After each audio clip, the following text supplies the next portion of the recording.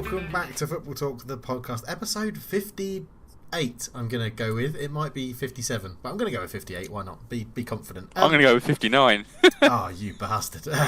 Well, I'm here, Dave, hello, and with me is Josh, who has gone into the closet and is recording from a closet, as he told me when we started off air. So, Josh, please explain. I would normally go, how dare you say I'm in a closet, but this is actually literally true.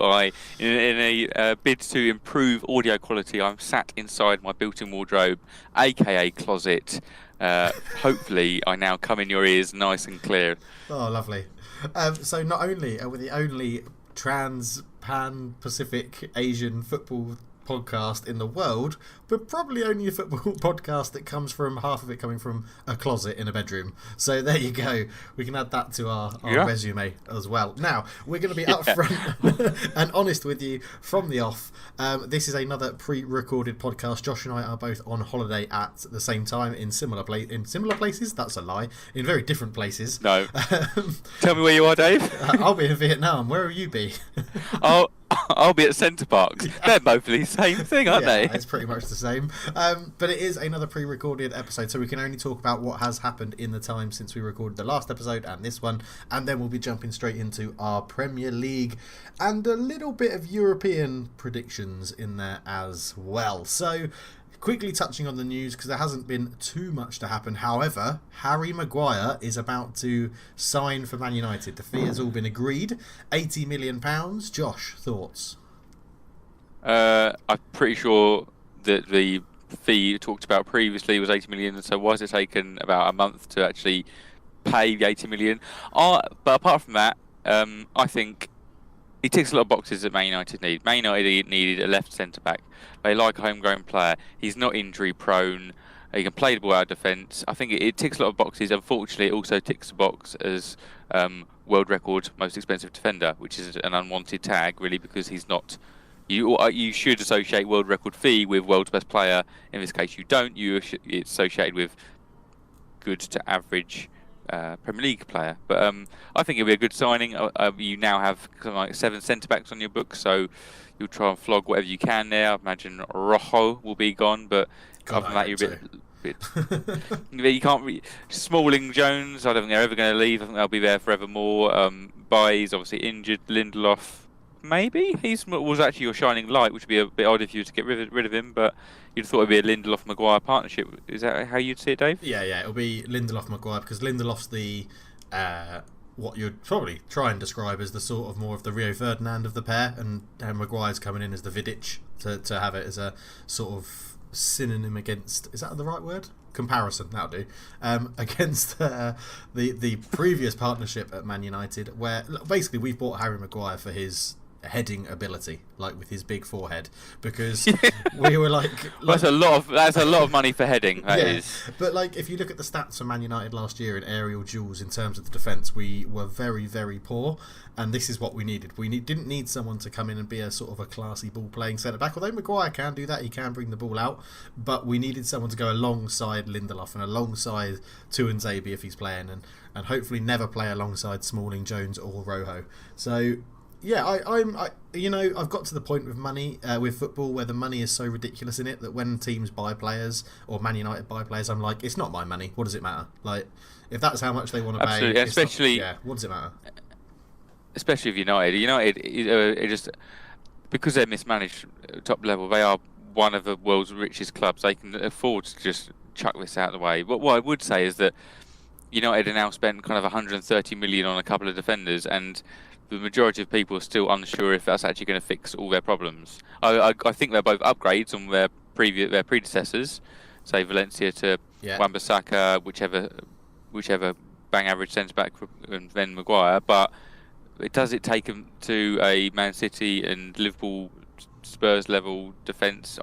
Probably doesn't. But yeah, I think it takes us from one of the what I probably like last season, probably like a lower half defence in the Premier League, to a top 5-6 defence in the Premier League, and that's what I think we needed, and I think that's the difference. I think it's not going to solve all the problems. It's probably papering over a few cracks still, but as a fan, it looks a hell of a lot more solid now than we were last year. Like, yeah, Aaron Wan-Bissaka is an upgrade on Ashley Young and Valencia.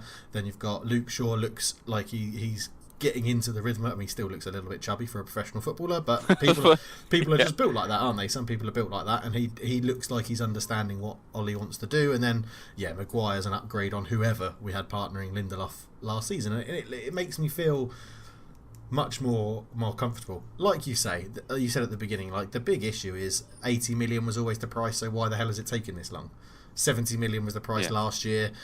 I just think that was the board sort of giving two fingers up to Mourinho, saying you're not going to get it your own way. You've bought 2 centre-backs already, go and deal with it. But yeah, it's annoying it's taken so long, but it's over the line. It's very good. Move on to the next one. #announce Dybala. Yeah, Pogba's mate, Dybala. Are you? I mean, obviously this is being recorded on the 3rd of August. Transfer window closes on the 8th, so we've got kind of 5 days before that. Are we expecting next time we speak for you to go? Oh, I've got Dybala on the back of my shirt. Is that what you're expecting, or do you think it's going to fade away? I now am expecting to go out and buy. I'm actually going to buy another shirt with Dybala on the back, so I have 2 shirts. Oh, how the other half live! Oh my goodness, gracious me! Yeah, I'll get the away kit or something. And I've gone from not believing it's going to happen to be watching videos of Dybala's skills and goals of 2017 to 2019 and got very, very excited. And now I really want it to happen. I've got a strange love for his celebration. It's so simple, but I just absolutely love it. I don't know why. Love it. Why do I love that? It started in his first cup final win for Juventus against AC Milan when they play their, like the Charity Shield they have the Super Coppa Italia. They play it out in like Shanghai or something, and they had gone to watch some sort of wrestling as a team before, and he was like, oh, that would be my wrestling mask, so I wouldn't wear a mask, I'd just have a celebration, and it just sort of came from that. I was like, that's fucking brilliant. Like, how absolutely weird is that? Love it. Yeah, I've like, if anybody is out there that's watching my other YouTube channel, then you'll know that I have a thing about Dybala, and I signed him for Man United once in a beta save and lost my shit with how excited I was. So if it happens in real life, I'm going to love it. I just didn't ever imagine. So do you reckon United will now look to buy Carl Lafferty to reignite their 13-14 Palermo strike partnership of Lafferty-Dybala? I mean... Is that how you're going to move? If it gets the best out of him, then...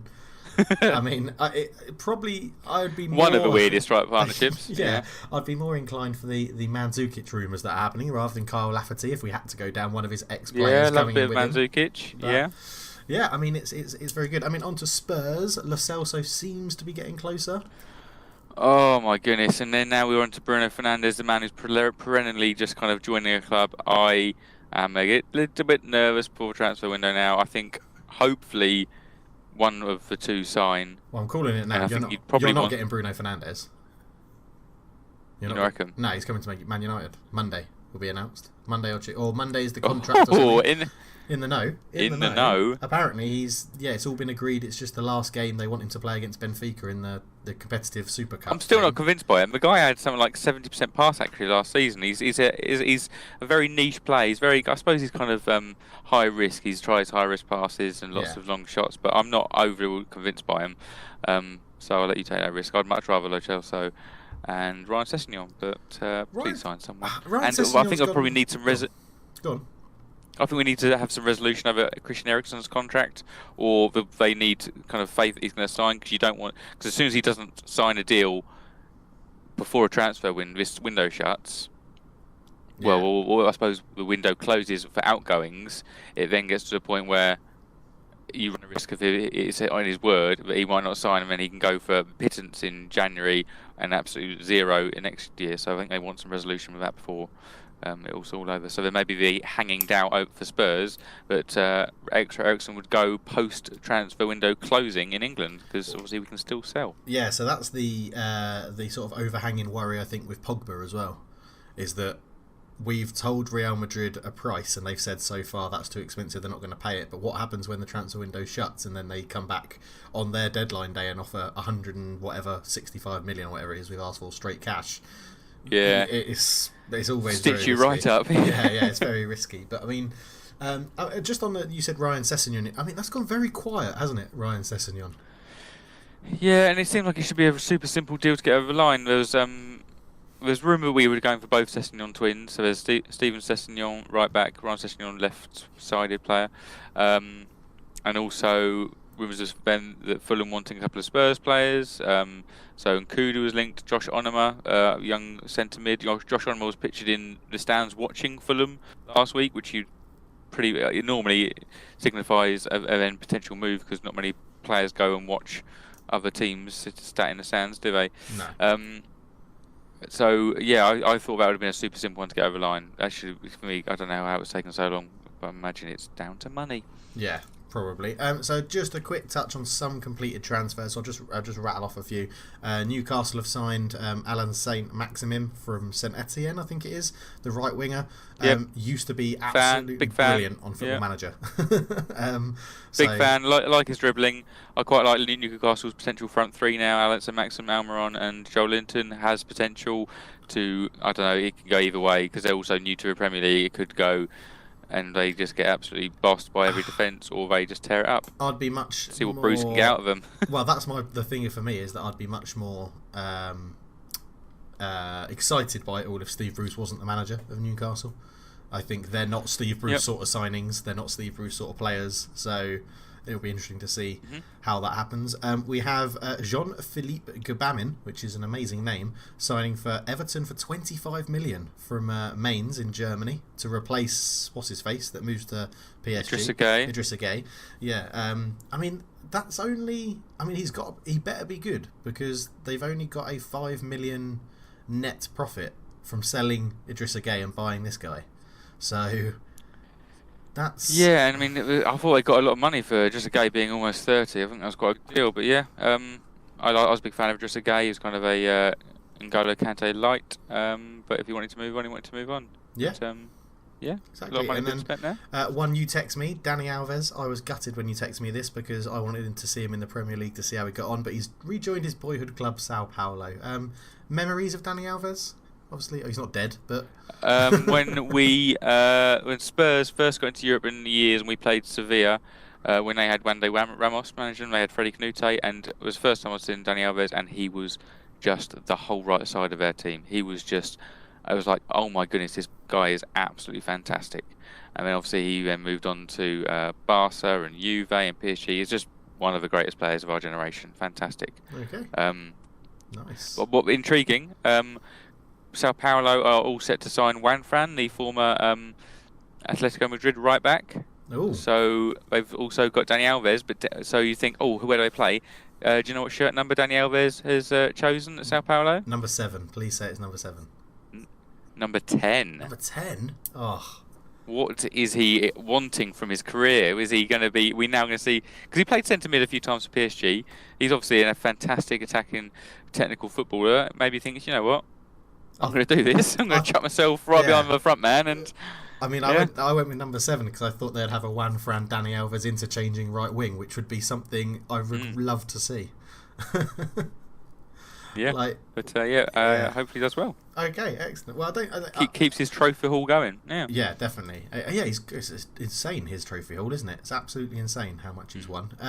I don't know if I've missed any others out, but I probably have. There's probably some that I've missed out from other clubs. Yeah, and it's obviously awkward because of us. There's obviously Ollie McBurney's moved to Sheffield United. Yes. We'll probably touch on Sheffield. Imagine we're going to touch on Sheffield United when we come to our predictions. Yeah, I imagine we will. A quick note on that Ollie McBurney transfer. 10 years ago. 2009. What year are we? 2019. Yeah. 2009. Is it 10 years ago or 20 years ago? I might have my stats mixed up here. Anyway, Andrei Shevchenko moved to AC Milan for 20 million. Fast forward to 2019, and that gets you Ollie McBurney. So that would be 20 years ago. Shevchenko would have moved. It must have been. Yeah. So, but yeah, that just shows how finances in football have evolved. Let's say. Yeah. Yeah, but okay, as we said, we're pre-recording, so there's lots more news that would have happened. The whole deadline day would have happened. We'll be texting on the Football Talk when we can about deadline day. Obviously, we'll have it covered Probably over the whole 24 hours, Josh, because you can do the UK and I'll do it in Asia when the time, or the other way around. I'll do the first bit and then you do the second bit. So yeah, we'll get it covered up. Right. We'll have it covered. Right, let's move on, and I think we'll dive into the quiz before we get into some predictions. Let's do it.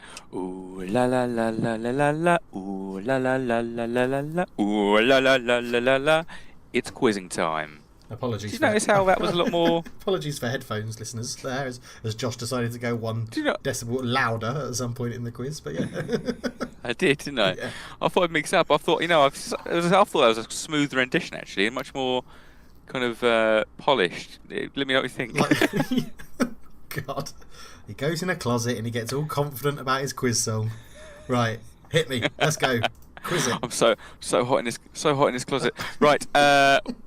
Okay, so there are 20 Premier League clubs this year, as always. Not always. First 3 seasons, 24. But they all have a spot. Yeah. Can you name those 20 clubs, Dave? No. And we're looking at shirt sponsors this week. Okay. So obviously we've spoken around. Spoke the other week around Yerry Mina's fine for taking part in some gambling advert, and we commented how gambling is.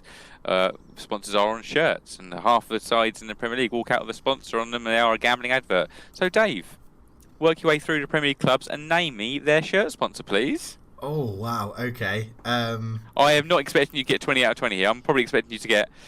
What would you reckon is a fair score in this? I reckon I should get above half. I'd say probably around about 12-ish, I'd say. Okay. I don't think... I think if I get 15, I'm going to be very, very happy with myself. Oh, yeah, yeah. So, Right, Arsenal, Emirates. Arsenal are Fly Emirates. Fly I'll give you Emirates, it. yeah, you give me that. Right, Man United, Chevrolet. That's an easy one, because I'm wearing the kit right now. I'm getting as much wear out of it as I can before I put a name on the back. Leicester are King Power, because it's the same as their stadium. Yes. Not Bournemouth. What did I say? That Tottenham, AIA, I think. AIA, yes, they company. Yeah, they do Banking. my health insurance at work. AIA. So Okay. I'm just using my inside knowledge here. Absolutely. Right, I've got to try and get a tough one out the way. Are Brighton sponsored by American Express, like their stadium? They are. Yeah. Well Okay. done. Good. This has gone much better than I thought it would. You've still got some that you obviously haven't named. Chelsea are Chelsea or Yokohama Liverpool, yeah. Tyres. Oh, Yokohama, yeah. Yeah, Yokohama Tyres. Liverpool are Standard Charter, because you bloody can't escape them in Singapore. It's the weirdest thing. They're the company, like this Standard Charter in Singapore have probably the most advertising I've ever seen, and I've never seen an office or a shop or a bank or whatever for Standard Charter. That's weird, because Standard Chartered are a UK company and a banking company, and so, yeah. Okay, let's think about this. Come on. I'm just going to look at my predictions to see which... anything to... Oh, Man City. Etihad. Yeah. Yeah. Yes. That's 8. Oh, is it a Wolves 888 Casino or something? No, they're a Japanese or a Chinese brand, Wolves, aren't they? Daffabet or something. Daffabet? Someone sponsored by Daffabet. Yes, someone is sponsored by Daffabet. But that is no good to me. We need to pair the company with the club. Yeah. Oh, Norwich have got a really, really weird gambling. Leo Vegas. No, if you piece together your two previous answers, you'd then get to one. Eh? You've named a club and a company in different answers, but if you piece those together, so who do you reckon has Daffabet? Oh, Norwich have Daffabet. Norwich have Daffabet. Oh, okay. Cool. I swear they were like Leo Vegas or something. Must have been last year. That is nine clubs so far. Should we leave it there? No, one more. I need to get halfway. One more. Okay. Try and get halfway. There's got to be another one which is you really got West obvious. Ham, Everton. I think Everton's probably quite obvious. Chang? Are Everton still Chang beer? No, no alcohol, is there? Oh yeah, of course, no alcohol, but you're allowed to have gambling. Yeah, obviously. Yes. Um, You've got, to be honest, you've left yourself with most of the gambling ones, really. oh, have I? Okay. Yeah. So you've obviously named Arsenal, which is airline, Man United, which is cars, Leicester, which is duty free, Spurs, which is insurance, Brighton, which is finance, Chelsea, which is tyres, Liverpool, which is banking, Man City, which is airline, and Norwich. You named one of the gambling out of the 10 gambling. Oh wow. Okay. This shows how little I pay attention to the gambling logos. Do they all have English names, or have I got to try and get like the foreign names? Because loads of them are sponsored by foreign. No. They're all got, some of the kind of abbreviations of things, but a lot involve the word. Because a couple are sponsored by the same one. So Palace and Wolves have the same sponsor. oh, okay. I'm just going to get one more, and then because Burnley are a betting club and they a betting team, and they have Hong Kong and China. Yeah, and it's like something and a number. It's like 360 or something. No. So Newcastle, Aston Villa, and Bournemouth all have the same number, but the suffix, but the prefix is all different. Oh my god! Really? This is. Yeah, we'll leave it. Leave it there. Leave it there. Let me think. Rather than you scrambling around in the dark and have a think, but then I might be leaving that to just deliver the answers by myself. Then. Yeah. All right. Okay. All right, so moving on from Josh's quiz, which is a very good quiz this year, because everybody knows their own sponsor, but how much do you know the others? It's very good. We will be moving on to our wonderful predictions for the upcoming season. Now, just to reiterate, these predictions are being made on the 3rd of August before the transfer window has shut. Podcast will be released on deadline day. I think we're releasing this one, aren't we, Josh? Because that makes sense. Mm-hmm. So we are predicting the top 8 in the Premier League, the winners, the 2nd and 3rd, 4th for the Champions League, 5th and 6th for Europa League, and then the 2 clubs that are just going to miss out on Europe. We're going to be predicting the 3 relegated teams, the Golden Boot winner, the surprise package of the league, and the first Premier League manager to be sacked. These are all similar to what we did last year, I think, when we did our predictions. And we're also going to add in the Champions League winner, and at short notice, Josh, I'm chucking in Europa League winner as well. Okay. So just to add that one in. Now, I have one question for you, because you reminded me of what we're predicting. First manager sacked, is that definitely sacked, or first manager to leave their role? Leave their role, so Leave first their role. vacant position, basically. Okay, cool. Right, that makes up my mind, because I had 3 names listed down. So that's right. So, which order do you want to do this, Josh? I'll let you pick first. Which one do you want to go for? Should we go bottoms up? Should we go up? talk about relegation first? Let's go for it. So, 20th position, I'm going to go out on a limb and suggest we've both got the same team. And I've gone for... I reckon so. And we mentioned them earlier with Ollie McBurney. Yeah. And I was going to say, I've got a team listed there who I have no idea who their sponsor is. Sheffield United. It is Sheffield United for me as well. Thoughts behind it? What led you to this? Yeah, it's... Go on, you go first. I mean, they've got some... They've got a very championship side, really, haven't they? They've got a mix of kind of old players. You've got your Jagielkas in there, your Billy Sharps. You've got some real championship faithfuls. And you've also got some really odd kind of... Well, it seems like football manager signings. They've got kind of John Fleck there and Ravel Morrison. Yeah. Seems like they're kind of like, they've got some great attacking kind of potential there. But I can't see where the Premier League goals are going to come from. I think they've obviously got managed quite well. Chris Wilder did very well last time. Seems to be quite a tactical innovator, but he's going to have to innovate the shit out of this to get them out of the relegation zone this year. I signed so far. I mean, Lis Musset, isn't it, from Lice Musset from 10 Bournemouth, 10 million, I think. It costs, so. 10 million. The forward who scored 3 goals in 58 games for Bournemouth. I think it's just, I can't see where it's going to come from. Good loan signing, Dean Henderson. Good loan signing from United again. Obviously there last year and really highly thought of, isn't he? But again, I think that would just be a kind of he'll get a lot of action. Yeah, really. he'll be a very busy man. I think I'm along the same sort of lines. I think Sheffield United sort of seem like a club where the promotions come a season too early, sort of thing. Like you say, they've got this innovative manager who's coming up with new ideas of how to beat teams. But I think the Premier League will just be one step too far. Are you talking like Derby record levels of rubbishness, or are you talking they'll be in and around, like maybe not completely bottom, but they'll finish there because it's a close sort of race? I'm talking kind of.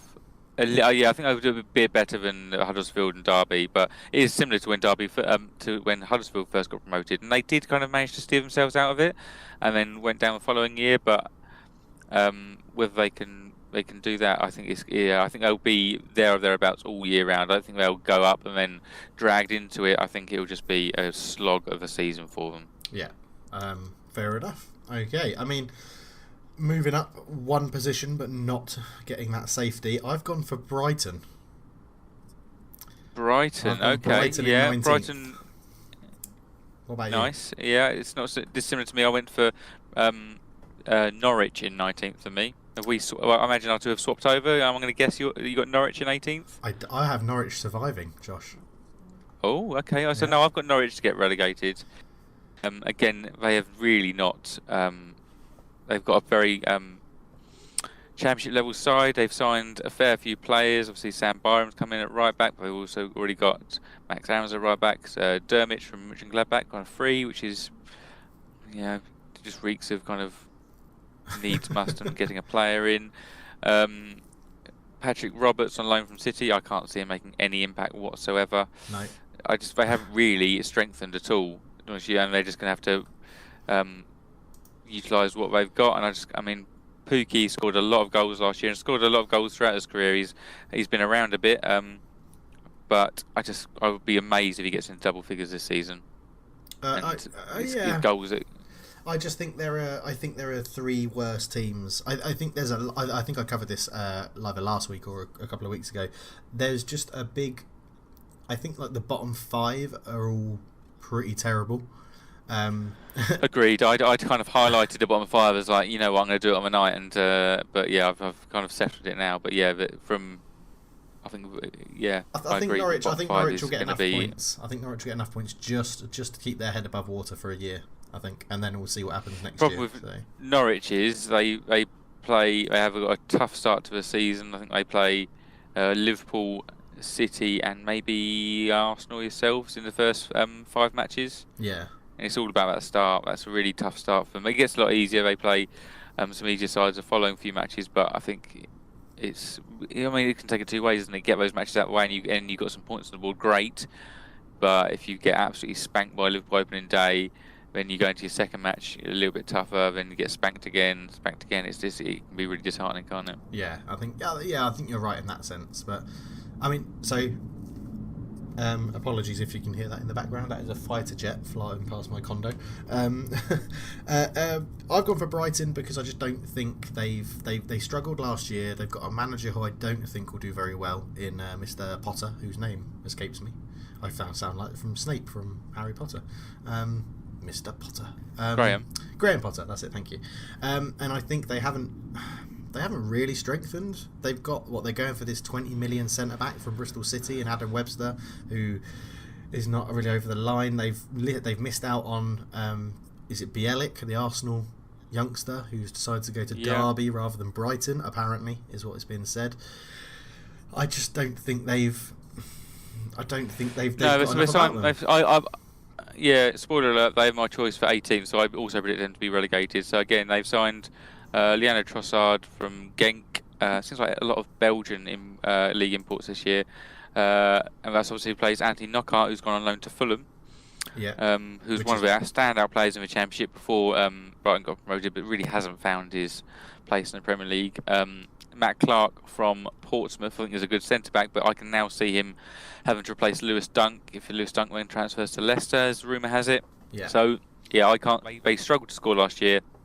Yakambash maybe gets a bit more freedom in a less defensive setup, but I just can't see there's such a massive reliance on a player whose name escapes me, with goals like Glenn Murray last year, and I just can't see that continuing. A new manager, new system. If you play a bit more open, you're more open to get absolutely spanked, especially if you lose your best centre back. I can't see it happening. I think they're gone. Their squad at the moment has one player who is 24 or younger. Sorry, Really? two players 24 or younger. Yeah, Bernardo and Bissouma.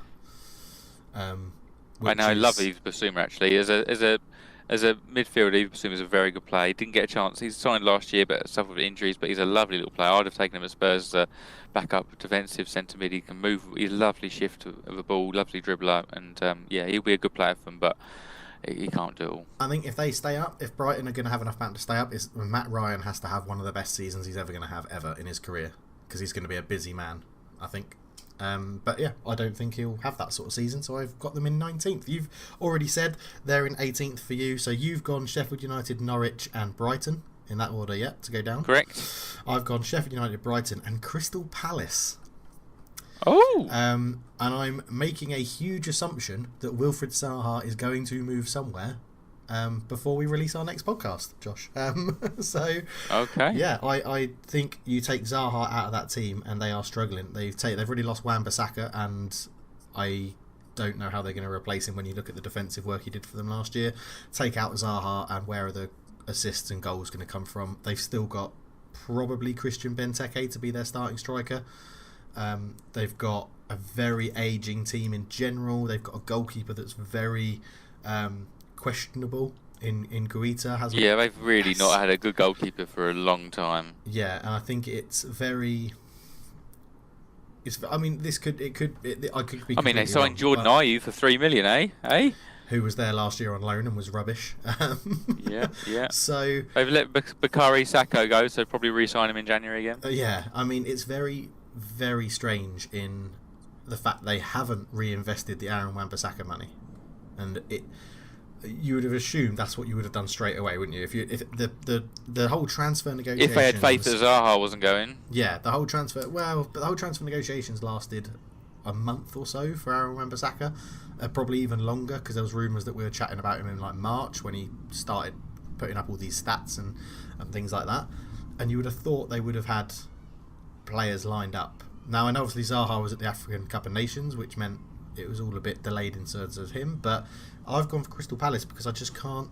Their whole squad as a whole is crap, and again, I think teams like Norwich have got players that could probably play for Crystal Palace and fit in and do well, and I think Norwich will be more resilient than Crystal Palace in the season. I think Norwich, if they go with a couple of losses, they'll bounce back. I agree with you. If they were to lose Zaha, it would be cataclysmic. You can't. It's so hit and miss replacing someone like that, because you can spend. God, you've got to spend almost that same amount of money to get someone who can do that job, and no one of that money is going to want to come to them. Yeah, exactly. And you take that out, and they have got just it's bang average all the way. He drags the whole team forward. So I think if they lose them, they are in deep, and I have deep trouble. Predicted in this bottom three, I am going with Zaha to lose. So I put Norwich at just about keeping their head above water. Who's your team for just keeping out of the league? I know this is we haven't thought about this too much, but no, I did the whole Premier League. So I've got Villa and Newcastle just keeping their head above water. Okay, all right, yeah. Villa have done I mean, they've been likened a bit to Fulham last year. They have the largest squad churn. So we did squad churn stats last year. Yeah. As it currently stands, they have only got 65% of their minutes from last year still in their squad, and Newcastle is second. They got 74%, and both have lost their goals from last year. So obviously Tammy Abraham hasn't gone back to Villa, and Rondon Perez and Joselu aren't at Newcastle, and that's really difficult to replace. And I know they've made a lot of, and the problem is they've made a lot of signings to try and counteract that. But I mean, you're not buying proven players. You've got Wesley Moraes from Club Bruges. You've got Douglas Luiz, 15 million from City. Tom Heaton, very good signing, goalkeeper. Yep. Obviously from Burnley, that's a really good signing. One of the best names in football, also from Bruges. Marvellous Nakamba, love it, great name. But names do not keep you in the Premier League. So yeah, I'm a little bit concerned for them. There's a lot of influx of players, and they've lost some key players from last year. So it's going to be difficult for them. I'm still to be convinced by Dean Smith, the manager. So I'm concerned for them, but I think they may have a little bit. They've got a little bit more. They have bought a lot and therefore put a bit of class. And it's a bit more balanced than Fulham last year. It looks at the face of it rather than leaving some gaping holes. But yeah. Yeah, And Newcastle. Yeah, go on, Newcastle. Newcastle is, I think, obviously it's the Bruce factor. How is he going to drag them down? Because I mentioned earlier, I think they've got as a first 11, they've got a good side. You've obviously got Dubravka. You've got a good spine. Dubravka, Lascelles, maybe Lejeune next to him. You've got, or even Shah. You've got Longstaff and Hayden, Almiron and Joe Linton and Alan St Maxim. There's some good players in that side, but it's just how much can Bruce fuck it up, really? Well, you said how's Steve Bruce gonna drag them down? I'd imagine kicking and screaming and not scoring many goals. That's how I see them going down the table. I did say if they didn't keep Benitez and this takeover didn't happen, that I could see Newcastle getting relegated. But then when I weighed up their squad against what else is there, I thought I think they've got enough, to stay up. I think Villa will be okay. I think Villa will be relatively safe. They won't be high up. They'll be around 14, 15, but I think they'll be pretty safe, I think, in terms of me. And I've got a soft spot for Villa, so I hope they stay. Oh yeah, you used to live there. I used to live there. Yeah. So, but yeah, okay. So that's the relegated teams the teams we think are going to struggle and be down towards relegation. So we'll keep in the league system. And we will go with 8th and 7th position, the two teams that are just going to miss out on European football in league places. We'll go, Josh, you can go first on this one, then I'll do the Europa League, and then Champions League we'll go place by place. So 8th position. Okay, so 8th position I've put Leicester City. I've gone now. So Leicester obviously new manager at the tail end last season, and it worked all right. We kind of questioned why he would move there. At that point in time, Brendan Rodgers is. We questioned why he'd move. He had a good thing going at Celtic, but we thought it could go absolutely tits up here, and he does a really bad job. But no, he went all right, and obviously they'd then signed Yuri Tillemans on loan, who they've now signed permanently. Went quite well. Jose Perez is in, and James Justin from Luton Town, and they're kind of big money moves, and they showed a lot of promise. Last year, and I think that Brendan Rodgers is a very good manager, so I think he can push them on. So it's obviously a lot of reliance on Vardy's goals still. Then obviously Maguire. I don't think Maguire is superbly key. I think Johnny Evans had a really good season. Ended up having a really good season, a little bit ropey to get in with. But I think they will push and keep pushing. But I don't think they have the quality to get to the top 6. But I think that'll be a strong performance from next year. Okay, all right. That's very, very interesting. So, just to skip ahead one, I've put Leicester in 7th. So, there's my 7th position. In 8th, I've gone with what I voted in a Twitter poll that we put out not too long ago. I've gone with Chelsea to finish outside the top 6, and I've got them in 8th. Oh my goodness. I think Lampard isn't going to be a brilliant manager. I think they're going to be affected by obviously the transfer ban, not being able to bring people in. I think Kovacic was literally one of the biggest waste of money, and they've only bought him because it's another player in the door. I just don't see them having a fantastic season under Lampard. I don't think he's going to get sacked. I think he'll keep the job because there's all the mitigating circumstances with everything like that. But I've gone with what I voted in the poll on the 15th of June. Actually, it was quite a while ago now. I've outside top 6, and I've got them finishing in 8th behind Leicester City, who I've put in 7th. Very much for the same reasons you've just discussed. So, what's your 7th place team?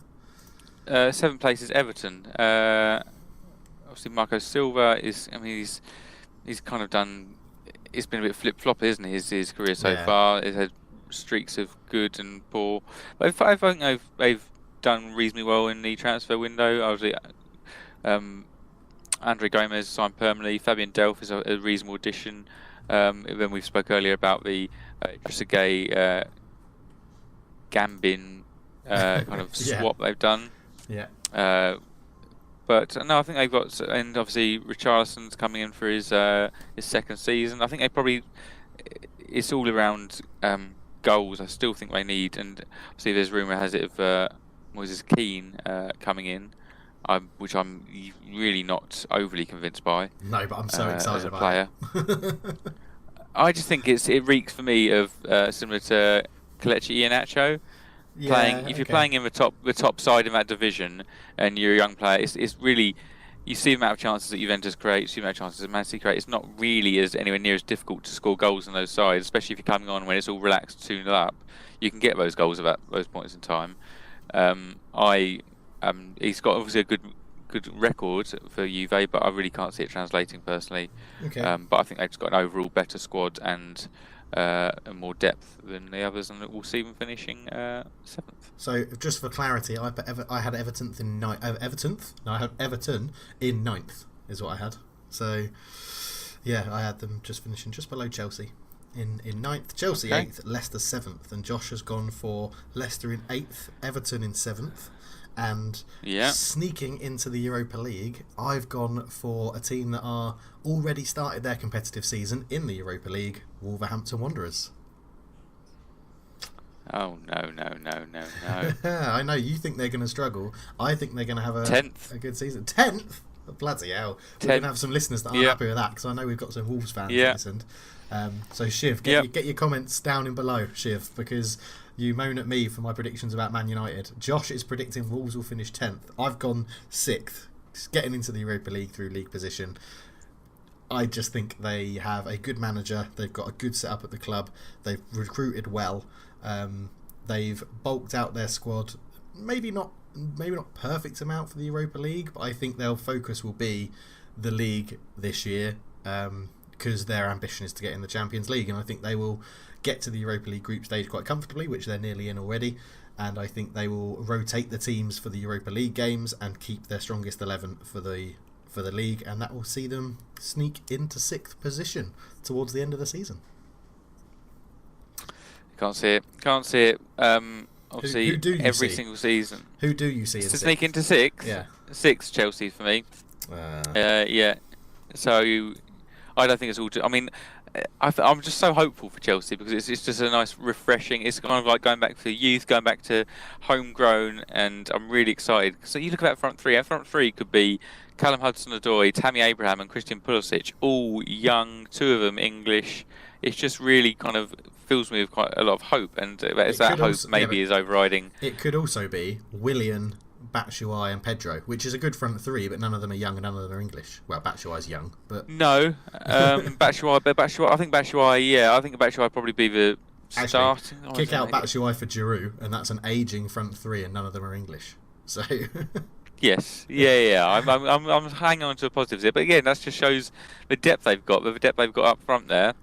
They've got 3 strikers, and that's why they'd sneak into 6th, because the players, I think we've seen at Chelsea that players can kind of turn it on, turn it off, and they know I think they want to work with Frank Lampard currently, and I think they'll push on and do as well as they can for him under difficult circumstances. Oh yeah, all right, well, fair enough. But just a note on Wolves though. Wolves had the fewest amount of injuries last year out of any Premier League club. They obviously didn't have any European football. They had unchanged sides for weeks on end. That is not going to happen this year. They've signed. I do quite like the signs. Patrick Cutrone, big fan. Like the signing. Same with Jesus Vallejo from Real Madrid. Some good signings. A couple of young players from Lazio they've just signed. But a couple of other deals are just permanent deals from last year. Raul Jimenez and Dendoncker. Good, but again, the strength in depth for me isn't overall there. I would, with Hotter and Jimenez, are they going to get the goals this year? Obviously, it takes a little bit of time for some players to adapt. So is Cutrone going to hit the ground running? I just can't see it working as well next year. It seemed like a perfect storm last year, much like Liverpool's performance. Things went right. You can't underestimate the influence of injuries and having to change your back 4, your front 2, 3. It's just going to derail their season. Fair. This is why we love predictions, Josh. This is why we love doing this podcast, because opinions matter, and yours is wrong. So, okay. So who is then what we would call the comfortable Europa League spot in 5th? I've gone for. I've got it between 2 at the moment, and it's dependent on transfers, but at the moment I'm going for Arsenal in 5th. Oh, we've got a spot on. Ding, ding, ding. Arsenal in 5th. Spot on, yeah. So as we speak, Arsenal have signed Nicolas Pepe, record fee. Scored a lot of goals penalties, and so people go, "Oh, I got 22 goals right here." Like almost half of them were penalties, and Aubameyang takes penalties. Yeah. But that begs the question: is Aubameyang going to be there at the start of the season? Yes. There's all the rumour about. Yeah, you think Lacazette? You think Arsenal will start Lacazette, Aubameyang, and Pepe? I think that's going to be. I think Arsenal are massively going to bury their head in the sand about how bad their defence is and say we're going to try and score more than the opposition. And I think it's going to be a very entertaining season as a neutral to watch Arsenal play. And I think it will mean they don't get in the Champions League, because how can you look at that defence and not try and sort it out? Now they've been linked to so many defenders, but they still have Mustafi on their books, and it's. I think, is he moving to Monaco? I think is the latest one, 25 million euros or something to Monaco. But it just stinks of bury our head in the sand, and we're going to try and get all these entertaining signings for the fans. You look at the 4 signings they've made: Martinelli, young forward; Ceballos, attacking midfielder; Saliba, defender. Oh no, he joins next year; and Pepe, winger. It's like, come on, you've spent over 100 million there, and none of them. It's kind of like it just begs the question, really. And the latest link is Coutinho on loan from Arsenal. Well, there is a rumour there. Yeah, there's a we'll have egg on our face, but the rumour is that Coutinho to move on loan to an unnamed English club for a loan fee and with an obligation to buy, and that does reek of Arsenal. Yeah, well, they were the unknown club that were in for Pepe as well, apparently, when it was all first rumoured. Yeah, I would say I've known nothing about. Well, I would say. Poch is a fan. Poch had him at Espanyol, I think, and tried to sign before he joined Liverpool. So I would say that Poch is a fan of Coutinho. Yeah, but he's not going to stop Arsenal conceding goals. So that's the main reason why I think they miss out on the Champions League, is the defence. Is that they haven't upgraded anything on the defence. I mean, Monreal's got older, and he will probably be starting the season at centre back, I'd imagine, because of injuries and the fact that they haven't replace Mustafi. They played 3 at the back for a lot, didn't they? And so I can see him being left centre back. Yeah. And then you've got, Holding had a good start to the season, but got a really bad injury. Socrates. Same with Bellerin. Yeah, Bellerin. Yeah, and Socrates is yellow card prone. Let's say. I mean, he's an absolute shit out of a player, isn't he? Yeah. So now I think this is where 8th, 7th, 6th was quite interesting. I think 5th we've probably both got Arsenal. I think 4th, 3rd, 2nd, 1st is probably all going to be the same. So just want to run through yours. Go top 4 starting from 4th. Man United, Tottenham, Liverpool, Man City. Spot on. Yeah, that's exactly what I've got. Yep. So, we'll sort of talk about it all in as a 4. Like what's better about some people. How is it? Yeah. What's the differences? Go for it. Okay, so we'll go top down. So Man City, I think, are being nailed on again. It's all about mentality for them. Obviously, chasing a 3rd Premier League title in a row, but they are welcoming back their best player. Hopefully, stay fit for a season, and that will be an upgrade. Obviously, the other players can then. Be injured, and they may miss, or say, Aguero for the season. But I think Jesus is now maturing into a player who can kind of fill Aguero's boots, especially if he gets a run of games. They've got just strength all over the pitch, and I can't see them. I can see them. Say they drop, they could probably drop 10 points from where I think Liverpool will drop further away than that, and they can still be title winners. Yeah, I think that's the key for me as well. Is that I don't think Man City will necessarily drop off performances. I just don't think Liverpool will have. I think you mentioned it slightly earlier here that sort of perfect season, and they won't run them as close. And I think that gives Man City a very easy win, even if they do lose the likes of Leroy Sané, who's been linked to Bayern Munich, which again we might not know, do they? Because the Germany transfer window goes on a bit longer than ours, so he might be there for the start of the season. But I think Liverpool haven't really. Well, they haven't strengthened. They haven't increased their team. They've bought youngsters. They've bought youngsters that are going to be in and around the first team, but mainly in the under 23s.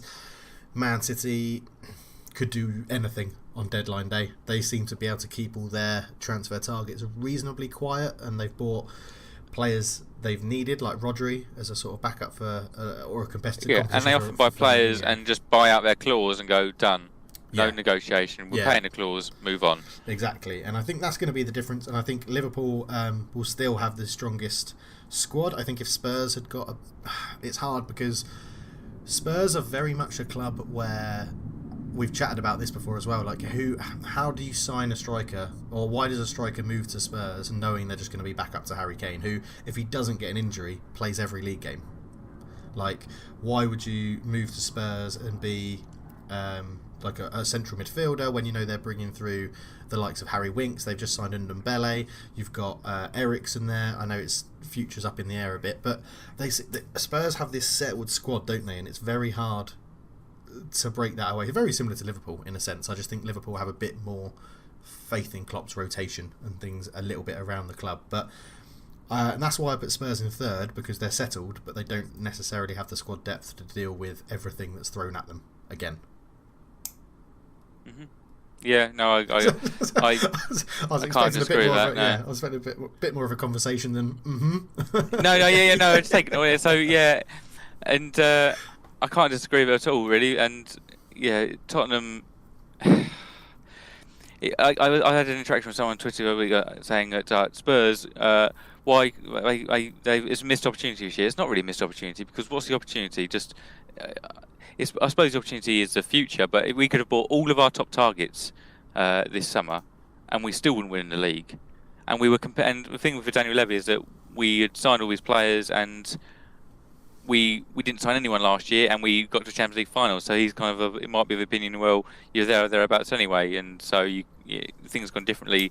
In that one game, we could have had a title. So I think there's a reluctance to splash a lot of cash, because we've shown we're almost there. And what you can spend 100 million, and it might not work out. So I think just establishing ourselves as that solidifying that kind of top 3-4 position is about as good as it's going to get, really, because Man City, until Pep leaves, is just it's wrapped up.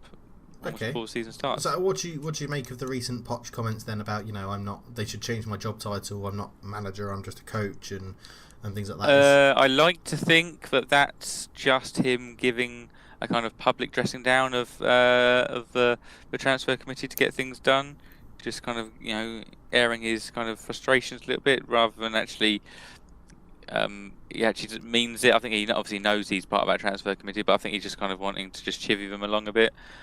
That's the positive side of things. The negative side of things is he's actually really frustrated, and it's all going to go tits up, and he's going to resign in like 6 weeks' time, or do a Martin O'Neill and resign on the eve of the season. Oh yeah, please don't do that. That would be absolutely dreadful for you guys. Yeah, please don't. Absolutely please dreadful. Don't. Okay, and then just to touch on Man United before we move on. So I've sort of actually put them in fourth, with again on the sort of premise that I did with Palace, saying that they'd lose Zaha. Yeah, there's going to be some making a move for someone else, hopefully a whole central midfielder like Bruno Fernandes, or Dybala in a bit more of an attacking sense. But I still just think well, actually, I've put them fourth because I support them. Let's be honest. I have no concrete evidence about this, because I was going to say when I look at the squad, but if I look at the squad, I'd probably say Arsenal's manager will push them over the line into fourth rather than us. But then I don't know how Ole Solskjaer's going to do. Everyone seems very happy. Yeah, that is the unknown, isn't it? Yeah, it's all very good at the moment. Morale's great. Everyone's singing a good song together and reading off the same hymn sheet. But it's like if anyone's playing bingo for phrases, then you've just got about 4 from my paragraph there. But it's like I just can't judge. If we start all right, it's great. If we have a bit of a stumble in the first 7 or 8 games, we're gonna struggle. And I think we're on a sort of a high at the moment with hope. And they say it's the hope that kills you. Like, we were hopeful of Harry Maguire, that's gone over the line. And then, Dybala was talked about, and everyone's very hopeful of Dybala. Bruno Fernandes has been going on for ages, and everyone is now going from hope of signing him to the sort of, oh my god, this has gone on for far too long, what the hell is sort of happening. And I think that's why if we make one more signing, which is either a Bruno Fernandes or a Milkman Savic, because I can't say his name, or Dybala, then it gives us that crest of a wave which the fans will get behind, the players will get behind, and Solskjaer can start the season well. So looking at the Premier League fixtures and ranked by difficulty, Ben Mayhew tweets these, will attach the link. So it grades them, colour codes them. So there's a grid basically of all the kind of cross grid and fixtures. So Man United play in their first kind of opening 10 matches, play 3 of the top 6. The rest of the sides are all kind of mid-table mediocrity. And then you have a run of 5 matches against the bottom 6 weakest clubs. Yeah, as per bookies odds. So you what happens is either after that match against Liverpool, you sack Ole because he's done so badly, and then give a new manager a run of lovely 5 matches, or you've done all right and then you actually smash it and you go into December looking pretty rosy. Yeah, I think those first 5 matches against 3 of the top 6 that you're saying, I think all of those come so early in the season that nobody wants to lose it, and I would put money on them all being a draw. Maybe not Liverpool because it's a proper head-to-head rivalry with old-fashioned rivalry, and anything could sort of happen. But I stand by what I said a couple of weeks ago. Chelsea will be a draw. The first game of the season for United and Chelsea will be a draw because neither team will want to lose it. It's too early to lose those points. Lampard and Solskjaer, both relatively new managers, both of them will come away saying it's a tough team. Good to get a point this early on in the season from a game like that. And I think with that sort of mentality, which isn't necessarily positive, it's sort of a half glass full mentality, if that makes sense at the moment. It could tip either way, so I'm trying to just look on that positive side of it, and I think we scrape into 4th just as long as we get one more signing in. I mean, all of this could change if Arsenal go and sign a centre-back, by the way. If Arsenal go and sign a top centre-back, if they do get Regani or someone on loan, this could all change. I mean, if I was to put points against it, Man United and Arsenal are in their own mini-league for me.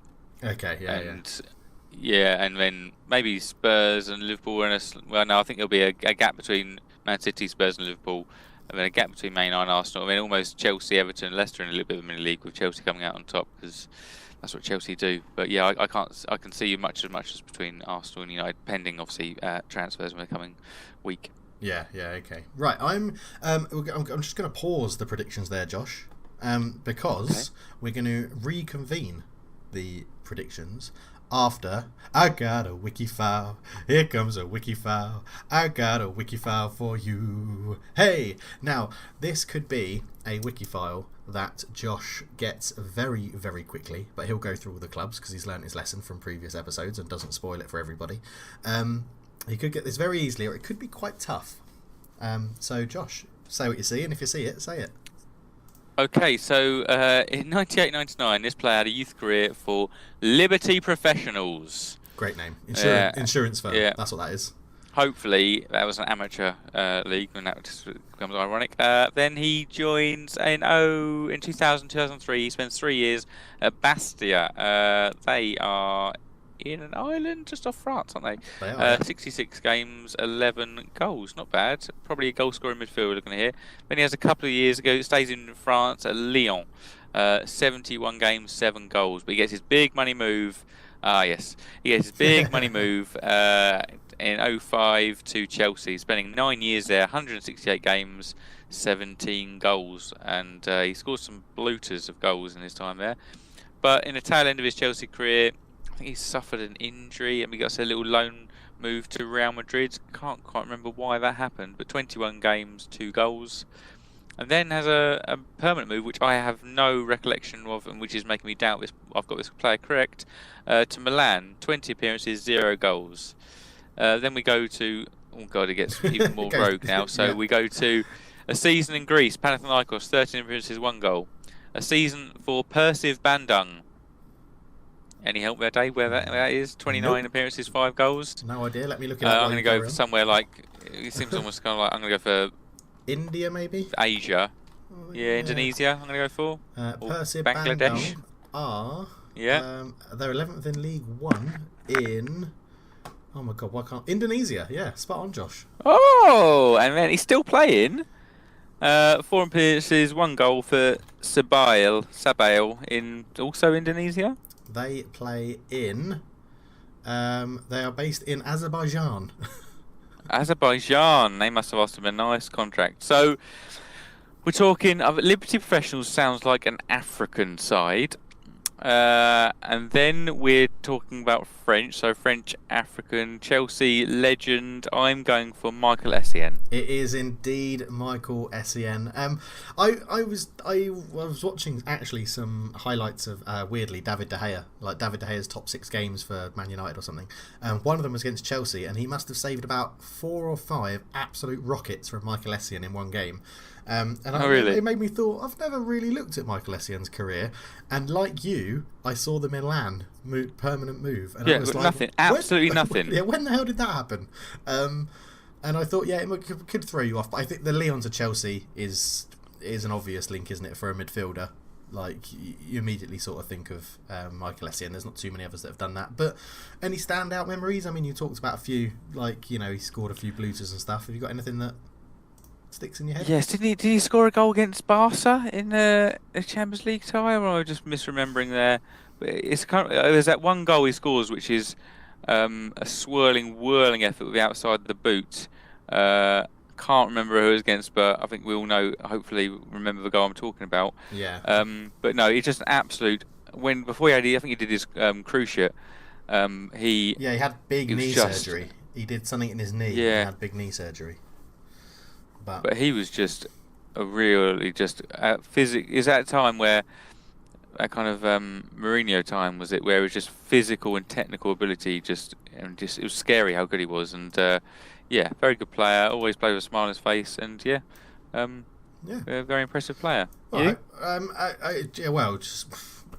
Well, my obviously memory I have at the moment is De Gea saving all his shots, because that's something I've recently watched on YouTube. But I remember him being quite a dominating midfielder for Chelsea, like really controlling the midfield and doing well in a defensive sort of sense. Like really, it was always, you never wanted to come up against Chelsea when Essien was fit, because he was always doing that sort of dirty work really well. I think maybe he had a little stint at right back for him as well, emergency kind of right back, where he actually impressed there again. Still, Chelsea fans, let me know if I've got that wrong. But I think he was just because he's so physically and technically adept. I think he played across. He might have played maybe even centre back a little bit, but I definitely remember him at right back for Chelsea and sometimes. But yeah, a good trophy haul for himself. Obviously, Chelsea was laden with trophies, and as a time when Lyon were smashing titles after titles, so yeah, he's got a little trophy all to himself as well, which is quite nice. Yeah, very nice indeed. Well done, Josh, for getting the Wiki Files. I guess luckily it was a relatively quick one, because we've still got some stuff to cover. We'll head back to the predictions. So we've done that bit of the Premier League. We'll stay a Premier League-ish. Let's go Golden Boot, Josh. Who have you got as top goal scorer in the Premier League? It was joint 3 people, wasn't it, in the last season? It was 3 people. Yeah, it was very African orientated last year, with Sadio Mane, Aubameyang, and Mo Salah sharing the award. This time round, it's going to be won by one of our own. The player's finally got some rest this summer. His ankles are going to hold up all year. He's going to break the 30-goal barrier. Harry Kane, top scorer. Am I being biased? I think you're being biased, but fairly biased, if that makes sense, because obviously he's going to score a shed ton of goals. It's Harry Kane. That's what he does, and I think it's a good shout. I think Man City are going to run away with the league so much, and Aguero's going to have a whole season staying fit, and he's going to win the Golden Boot. I think he's just going to score a lot of goals. I think he could break the 30-goal season mark this year. Obviously, it depends on how much rotation is there, but yeah, I think Sergio Aguero. Yeah, that's my only thing. You mentioned rotation, the fact that obviously Jesus won't be happy just sat on the bench, and he's obviously a very good player. I think he's obviously coming into his own, but I mean, Aguero scored 20 Premier League goals for the last 5 seasons. Yeah. So yeah, he's going to be there or thereabouts, isn't he? He's just I actually think Aguero is underrated. I don't think he gets a praise. It's almost, you come to expect that he's going to score these goals, and you go okay. And even especially for Argentina, I think like Argentinian forwards just living in the shadow of Messi in this era, which is unfortunate. But the guy has scored over 350 career goals. It's a strange one, yeah. I don't think he's underrated. I think he's underappreciated in the league for what he's done. Yeah. In terms of the league, I think people that's a fair point. Yeah. Respect his goal scoring ability and stuff, and what he's done. I just think he's underappreciated for how well he's done it and how consistently he's done it. But I think he'll get a Golden Boot this year. Obviously quite annoying that I think a Man City player is going to get it, but you never know. Paulo Dybala. No, I do know that's not going to happen, Dave. Okay. He's only ever won the Premier League Golden Boot once, by the way. Who, Paulo Dybala? That's impressive. He's never played it before. Yeah, Aguero, 14-15 season, only ever won it once. Yeah, well, lightning will strike twice in Manchester. Moving on. Oh, that'll catch on. yeah. So I think you introduced this last season, and it's never really something I've ever had to predict until you introduced it, which was surprise package. And last year, you went negative, didn't you? You did a surprise. I did go negative, package. yeah. So have you done the same this year? Well, I haven't really. I don't feel. I mean, there will be, but I don't feel like any of my. I've predicted a whole league table, and we're just doing this on a club's performance of a league rather than surprise package being, Dybala wins Golden Boot. I presume you've done a team's performance, have you? Yeah, mine goes on like team performance, my surprise package, but I haven't done. I think you've gone into more detail in the whole predictions than I have. Okay, so I mean, I could say that a surprise is Wolves finishing. I've predicted them to finish 10th, but I'm going. Obviously, I think Southampton will have a good season. I think they'll probably flirt around the top half of the table for a while. I think Hasenhüttl having a whole season. I think they have a kind of mixed bag to start with, but I think they'll finish kind of thereabouts mid-table, maybe 11th, which I think after the seasons they've flirted with relegation for a few years. I think it'll be maybe a bit of a surprise to some people. Maybe in something which is quite rare. This is like I've predicted the same. Like in a surprise package, how can you two people predict the same, Josh? I've literally I've put Southampton because they'll finish around about 10th, and that is a massive improvement on what they've had so far. This under previous managers. Goodness, this is incredible. Literally, that is exactly the words I've written down. So there you go. Surprise package. Is it a surprise if we've both gone for it? Is it to be expected? But is it just actually to be expected? Yeah. Yeah. Is it a case of great minds think alike or fools never differ? It's just absolute idioms and phrases week this week. We're just talking in phrases. Phrases bingo. Right. Okay, so moving on then. First manager to be sacked or leave their role in the Premier League. I found this very, very tough. Yeah, me too. I actually. Pretty honest, Dave. I've got a list of 7 managers here and I haven't made a decision yet. Brilliant. I mean, I had 4. I had 4 and I was... So, Dave, you go first. Well, mine links into the relegation ones I've had, and I've gone Roy Hodgson from Palace. Yeah, I think he's getting... I'll say he's getting on. He's got on, hasn't he, in terms of age? I know, he's tired. He's got to be tired. Yes. Can he... If he loses Zaha, he might even resign and go, you know what? I'm done. I give him not very long into the season. I think they have if they sell Zaha, they don't replace very well. I think he struggles to start with, and he just goes into the directors and just is he's literally like, look, give me my pension.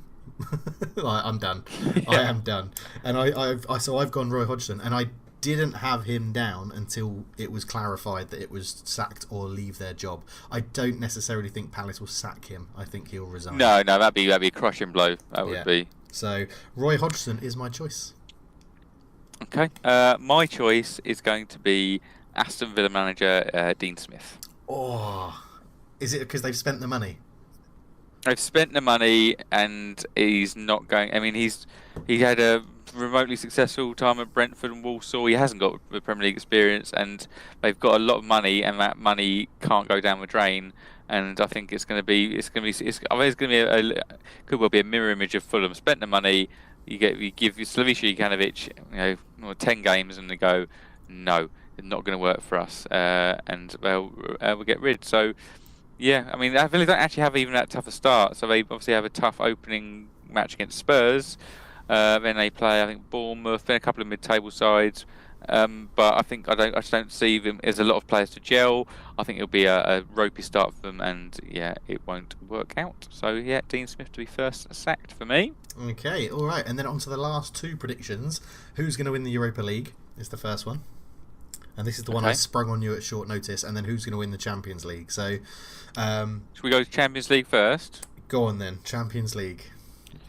Well, I've gone for a side who's been searching for it for years and years now. It's the one that's got away a number of times. I've gone for Man City. Oh, for God's sake! I think I I've gone predicted for the Man same City. last year. Yeah, I predicted Juventus last year, and I think Juventus aren't going to do it this year. So I've gone with Man City because it's. I think Guardiola wins it and then just rides off into the sunset for another sabbatical. I think To then manage out in Italy to complete the set. Yeah. I think I don't like predicting it, obviously, but yeah, Man City, they're just so strong, aren't they? They're just so strong. I think they are favourites, odds-on favourites, aren't they, to win it?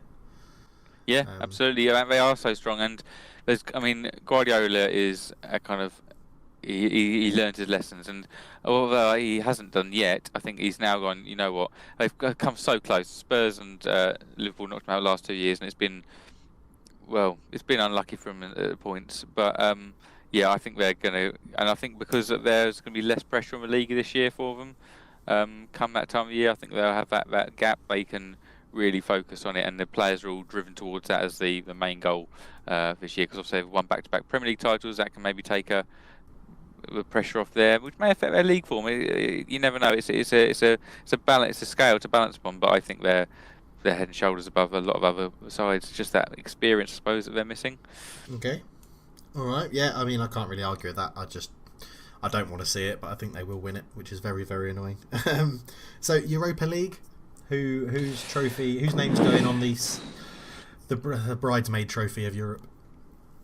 It's a difficult one. So you obviously got the sides who are already in it. Do you go for one of those, or do you kind of predict a side to do badly in the Champions League? Obviously, we don't know the Champions League draw at the moment. For example, like Liverpool may have a really tough group and therefore might finish third and drop in. But only looking at it from the sides that are currently in it, I think we may have another English winner. I think Man United will take it seriously. Ole will take it seriously, want to get a trophy, and I think United will win it. I've got United as well. Oh my goodness. This is stupid. We may as well have done one prediction, just kind of averaged ours all out, Dave. I know. Exactly the same. I think Ole will take it seriously, and I think he'll want to win that trophy.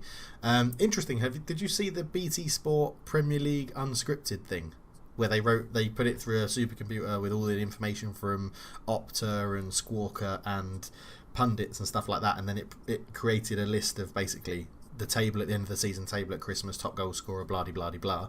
Right, okay. I saw it. I haven't read some of the details of it. Oh yeah, I haven't read it. I've just watched a couple of YouTube videos on it, like people who are reviewing it, and they had the Europa League final as Man United v Spurs, with Spurs winning 1-0. Oh, yeah, I'll drink that in. Yeah, I'll take that. Yeah, of course you would. Yeah, of course you would. But yeah, although I mean, I'm amazed that we'd get knocked out of the Champions League, but well, you never know, Josh, aren't you? What a team! You must be a second seeded team, so you're going to get a tough time. Yeah. In there, so yeah, that is our predictions done and dusted. Done, tick, and we'll write them up and keep them, stapled to our desk, so we can see how they're going throughout the year. Yeah, maybe a little like mid-year review at Christmas to see how they're going. Yep. And then we'll do the final one of the year as well. I'll put a list in the comments section of the YouTube video of what we've or the things we would like you to predict, I guess is what I'm going to say. So you don't have to go into too much detail. Yeah. Please do let us know what you think is going to happen in the league season in Europe and in the Premier League. And if you're a Championship supporter, let us know what you think is going to happen in the Championship. Quick question, Josh. Are Fulham going to come straight back up, or do you reckon they've made too many changes? They're going to come straight back up. I think they've signed well, and I see them as getting up. They've kept a reasonably settled squad. So, yep. Done. Okay, cool. Well, that's so that is now the end of the predictions, which is it's always fun to make predictions at the beginning of the season. But before we finish the podcast, Josh asked me a quiz earlier on, as he does every week, and sometimes I fail and sometimes I'm very successful, and this week has been pretty medium because it's quite a tough question, but quite a good question. So go for it. Okay, so this was a question to Dave to name the 20 Premier League clubs' sponsors. So go by each club and name what shirt sponsor they have. So far, Dave has named Arsenal, who is Fly Emirates, Manchester United, who are Chevrolet, Leicester, who are King Power, Spurs, who are AIA, Brighton, who are American Express, Chelsea, who are Yokohama, Liverpool, who are Standard Chartered, Man City, who are Etihad, and Norwich, who are Dafabet. Bit of a rogue one on the end there. So he has so far named 9 sides, 11 remaining. We're not expecting you to get the full 20, Dave. How have you done? I've got one more that I'm definitely sure of, which Okay. I said they were I'll be the judge of that. They were sponsored by Chang, but they're not. Everton are sponsored by Sport Pesa or Pisa, however you pronounce Sport it. Pesa, yeah. Pesa. Do they sponsor anyone else? I mean, I'm turning it back to you. No, they don't sponsor anyone else. No, I'm afraid. Okay. Are Newcastle sponsored by Sports Direct? That'll be my next question. No, they are not. As you can see, this hasn't gone. My note taking hasn't gone extremely well in this interlude period between the quiz. Man, okay. Shall I put you out your misery then, Dave? I think you're gonna have to. There's definitely something like a 8-8. Wolves are sponsored by something 8-8. Okay, so it's not Wolves. So Wolves are sponsored by Man X. Oh, bloody Sexy hell. little number there. Yeah, They're okay. from Malta. But the 8-8, so we have Newcastle Fun 8-8, Aston Villa W88, and Bournemouth M88. All different companies. But yeah, there's 3 lots of 8-8 in there. All Asian betting companies, I guarantee, because 88 is a lucky number in Asia, in China. Well, M88 find themselves in Gibraltar, but wherever that is a holding company or not. But yeah, okay. Thailand and China, the other ones.